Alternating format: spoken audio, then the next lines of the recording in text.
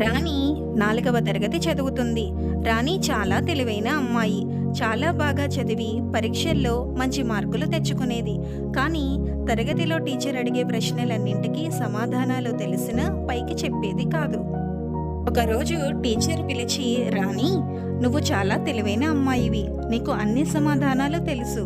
అయినా ఎందుకు పైకి చెప్పడం లేదు అని అడిగారు. నాకు అందరిలో మాట్లాడాలి అంటే చాలా భయం టీచర్, అంది రాణి. అప్పుడు, చూడు రాణి, పక్షి పిల్లలు పుట్టగానే ఎగరలేవు. మెల్లిమెల్లిగా తల్లి సహాయంతో ఎగరడం నేర్చుకుంటాయి. పడిపోతామనే భయంతో ఎగరడం నేర్చుకోకపోతే అవి ఎప్పటికీ ఎగరలేవు అని టీచర్ చెప్పారు. ఆ రోజు నుండి తరగతిలో టీచర్ ఏ ప్రశ్న అడిగినా రాణి అందరికంటే ముందు తనే లేచి భయపడకుండా సమాధానం చెప్పేది. ఆటలు పాటలు అన్ని పోటీలలో ధైర్యంగా పాల్గొని బోలెడన్ని బహుమతులు గెలుచుకునేది.